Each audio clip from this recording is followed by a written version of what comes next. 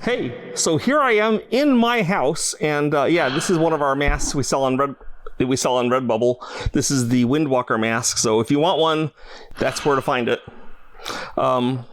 And I'm in my game library, and so I'm going to walk over here, and you can have a look at some of the games I have in the library. And these are games from like decades in the past, some of them. So some of these games are really old, like from the 60s. Some of them are comparatively new. Here's a game that can't be sold anymore because it's the copyright has expired on it. It's a pretty great game though. And these games are all organized by publisher because that's how I picture games in my head. Most of these games I did actually pay for. Not all of them. Some of them I would go to another company and I would say, hey, you want to trade games? And everyone wants Cthulhu Wars, right? So I would get them to trade the games and I would get them. So you can see the vast expanse of games from GMT to Fantasy Flight to Eagle games and so forth. Now, some of the games are so oversized they don't fit. None of these games are mine that you see on this wall. My games, I have some of them that are over here that are my plain versions of the games. And I'm going to walk out into this hall. My wife has set up a little thing here to show off my games. So this is where my wife has set up her little museum of Sandy's games. And they're up here, and they start with the earliest games at Chaosium, and they go through my digital games, and then finally they get up to Cthulhu Wars, and then it just explodes because those games are so large. Not that I did more games, but that they're so big and awkward and fill up the shelf. And so there's Planet Apocalypse, there's a space there for Hyperspace and other games. It kind of goes around. And then we get here the end here, and these games are not actually designed by me, but they are published by my company. Well, some of them are designed by me, but generally these are games that are just got published. And there's some books I'm in there. Hobby Games, The Best 100, and Famous Mormons. And here is where my wife, I don't know if you can see it through the glare, but we put some of the figures on display. Here's Cthulhu Wars. We're slowly painting my Cthulhu Wars set. It's not really painted yet. So yeah, these are my display games that I did, and you saw the games in there and my game library. There's more upstairs. We're going to go up there in a minute and see what I'm hiding away upstairs. So this room upstairs, kind of our spare bedroom, is where I put my role-playing stuff. It takes up a lot less space than the board games because usually it's just a book. But you can see I got like my Chaosium stuff here, tons of Call of Cthulhu stuff. Chaosium kind of goes, some of the foreign Call of Cthulhu stuff. Here's Sandy Petersen's Cthulhu Mythos. Yay! Soon to be supplemented by Sandy Petersen's Planet Apocalypse. And then we kind of go on, and then eventually we started getting into other companies' role-playing games. There's the Doctor Who game. Here's Pathfinder, D&D. So this is the very D&D book, the first one to come out for AD&D. I used to walk around campus with this inside a newspaper so people couldn't see the terrible art because I was embarrassed. I loved playing it. Not a fan of the art. So you may ask yourself, is this all of Sandy's games? And the answer is no. There's other areas in the house that have games too. Not as many as these, like the small card games and the kids games and stuff. But you get the idea, is that my house is a house full of games and full of fun. And the grandkids come over and they play them. Let me give you an example. I have used to have a first edition copy of the Dungeon board game from TSR. I don't anymore because the person behind the camera filming me right now destroyed it because he loved it so much and played it to nothingness. So, and he wasn't alone in his villainy. He was assisted by his other brothers. So my kids have grown up liking games, and it's my life. So let's talk a little about some games that I have played that really influenced me as a designer. And a lot of these games aren't well known. They aren't all necessarily good games. They're just games that influenced me. So we'll go right into that. I don't see myself as a game creator. I mean, I am totally a game creator, but in my head, I'm just a fan like you. Now, I do know a few designers who think of themselves as like a step above normal players. I meet these guys more often in video games than board games, but they're around, but I'm not one of them. If you like games, I am your brother, not some kind of higher aristocrat coming down from Mount Olympus to give you the word. Now, I am really lucky. I actually have gotten to base my life on designing games. Your life might be working in a bank or in a restaurant or at a school or whatever. I'm grateful for you doing it. I keep my money in a bank. I eat in restaurants. My grandkids go to school. I know not everyone can be a full-time designer. And I'm grateful to God every time he has blessed me with this life. Now, the bottom line, though, going back to it, is that I love games. And since I am lucky enough to be able to make games as my life, I feel it as incumbent upon me to make the kind of games that people like me would like. People who can't afford to spend all the time designing games and just want to play them. And in fact, I'm primarily making the games I want to play. I'm going to talk about some of the games in my life that have really impressed me. So we're going back to 1972. I was in high school. This game arrived in the mail. I'd ordered it through one of my Avalon Hill catalogs. I pretended to be sick so I could stay home and look through it. I think my mom suspected, though. It started a lifelong fascination with World War II. By modern standards, maybe it's not that great a game, but man, the idea of tactical battles and tactical weapons and individual tanks really, really impressed me. It brought me to an interest in World War II that led me to things like this movie, T-34, which came out lately, which I really liked, by the way. Great war movie. You spend a lot of time inside a T-34 tank. I will say that although it is on Amazon, I was forced to go buy the DVD because the dubbed version on Amazon, the dubbing is super terrible. They use really topical slang that doesn't seem like what a World War II Soviet tank crewman would use. Things like, let's get ready to rumble, seriously. So I got the Russian language and used subtitles, and suddenly it all seems good. Anyway, just a note. So here's another game.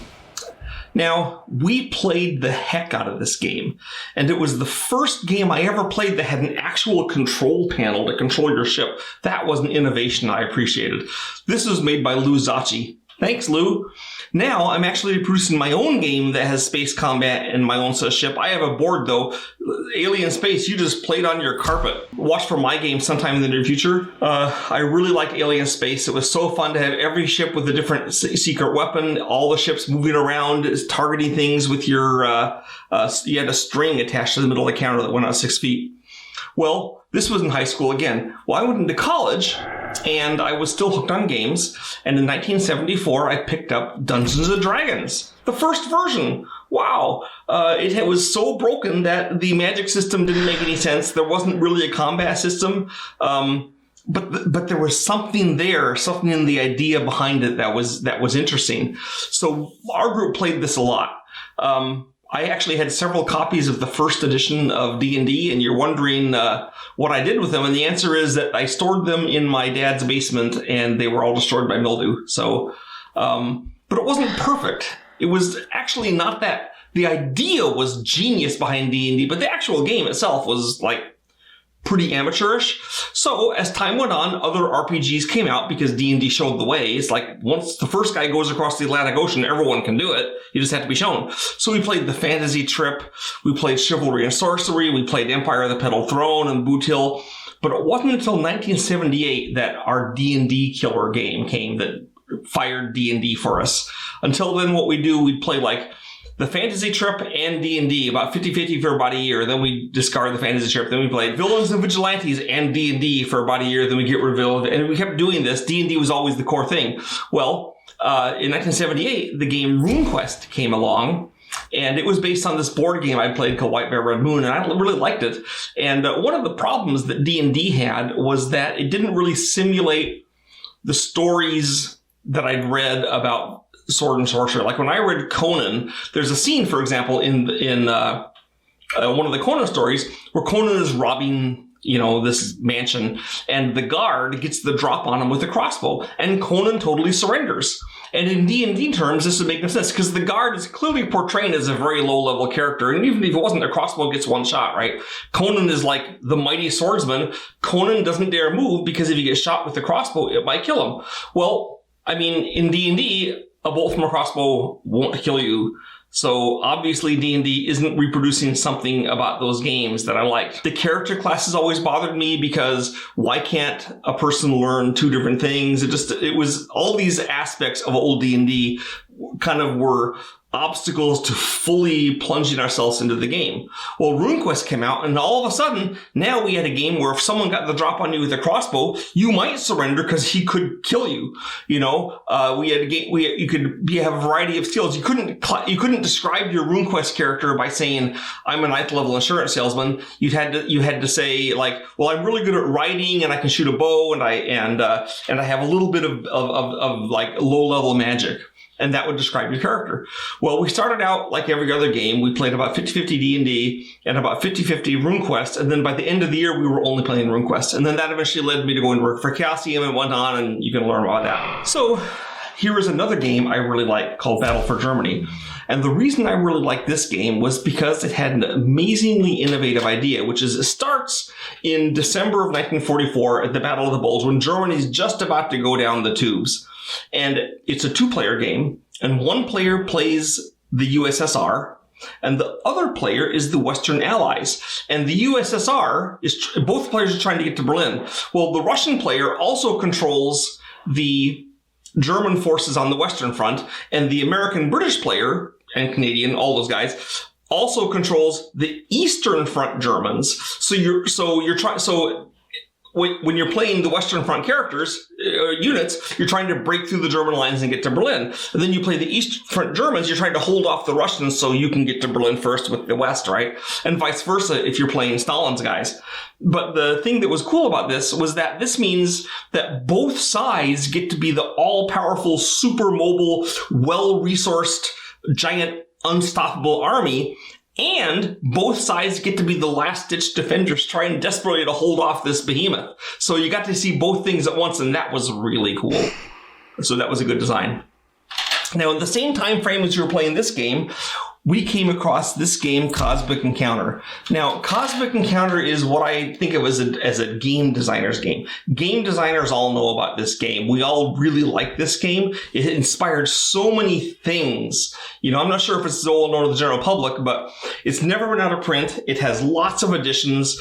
Every game of Cosbook Encounter is different because what you do, you're playing aliens with a fairly arcane little interaction system where you get allies and you attack planets and you establish bases, and it goes until someone wins. Now, the way it works is that everyone could win together except for one person. One person always has to lose, or everyone can lose except for one person. One person always has to win at the end. So, but in between that, if you're playing 4 or 5 players, you could be on the winning side or the losing side. You're not sure, and you're trying to make alliances or break alliances and do things. And plus, you're playing your weird abilities off, and the abilities are really wacky, and that's part of the charm of this game. It seems like, how can you balance a game? Like, here is a player, the Parasite, for example. His power is that he can ally with you even if you don't want him to. He just comes along for the ride. How do you balance something like that with the person who rolls 4 times as many dice in combat, so to speak, right? He has 4 times the points. I mean, there's not a way to compare those things. So the amazing imbalance of Cosbook Encounter, it directly led to the imbalances that I put into, Cthulhu Wars and other games I've done, because I just love that. Here's a secret. Some of the aliens in hyperspace are more or less based off some of the aliens in Cosbook Encounter. A little more fleshed out, but, Cosbook Encounter was really amazing. So we played that game a lot. Dozens, maybe hundreds of times. Now, here's another game. This one, Magic Realm. I've only played this a few times. It's amazingly overcomplicated. But this is an interesting game because it's such an innovative approach. In this game, Magic Realm, there must be ideas for like 20 different full games buried inside this one product. There's a dual system based on spending chits and getting them exhausted. There's a way that you can take the hexagonal tiles and enchant them so they flip over and now they have magic, and the layout of the map changes. The VP system even is great because you win when you get 4 VPs, and there's 4 categories you can get VPs in, and you can divide them among us. You can say, well, I want all MVPs to go into notoriety, and then basically you only get points for killing people and stealing their stuff because you're notorious. So you're acting like a bandit, or you can say, I'm going to get points for glory by killing monsters. Well, then you get points for that. I would just want money. Or you can mix it up. It's like, well, I'm going to be notorious, but also want money. And so everyone kind of designs their own victory point system. It's quite the thing. I'm sad it's out of print, but I can see why it's out of print because it's so hard to figure out and use. This game was a huge, hardcore war game made in the 80s called the Third World War. And it's about a war between the Warsaw Pact and NATO that takes place during the 1980s. So one of the reasons I really like this game is because it's a formal war game with a complicated turn structure, but the turn structure is different between the Western Allies and the Warsaw Pact. The Western Allies get 3 attack phases, 3 movement phases, and 3 recovery phases. The Warsaw Pact gets an attack, a move and an attack, and then a move and attack in a row, 2 in a row, then it recovers once. Then it moves attacks in a row again, then it recovers once. So they have more moves and more attacks, but fewer recoveries. They have to plan their attacks more carefully.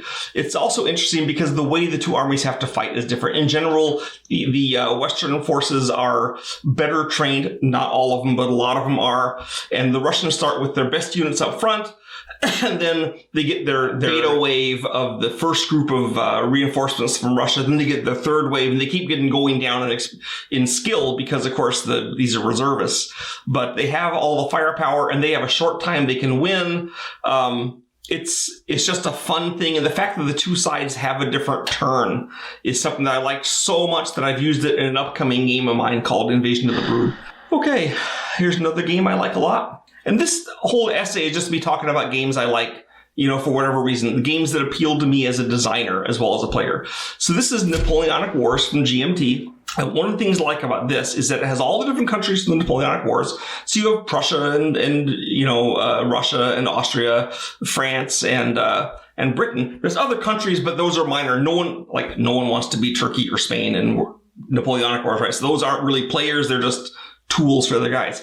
Now France and Britain have to be enemies the whole game, but the other players, Prussia, Austria, and Russia, can switch sides according to who they think we're getting the best deal. So you have this game of multiplayer game where some of the players can switch off. Now you have to switch whenever you want. You have to wait till the end of a turn. The turns go on a long, long time. Okay. I also like it because you can invade and conquer England, and here's a little secret. I always want to destroy England in every game I play. Now, I have a buddy who loves Great Britain. He's a big fan of Lord Nelson and people like that. And so he's my opposition when I play a game where I'm able to destroy Britain, then he always is the guy trying to save Britain. So, it's fair. Okay, and here's another game that I play a lot. In which I also get to try to destroy England at least when I'm the Axis powers. So this is World in Flames. I like the 5th edition best.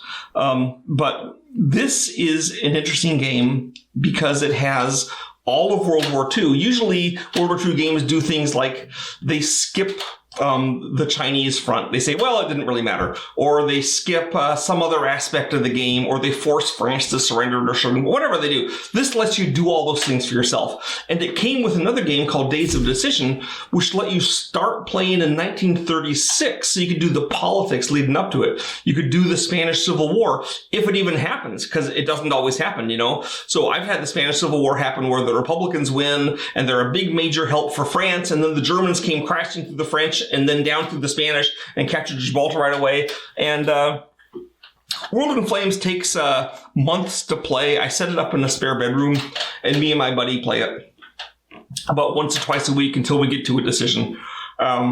It's a really, I really like it.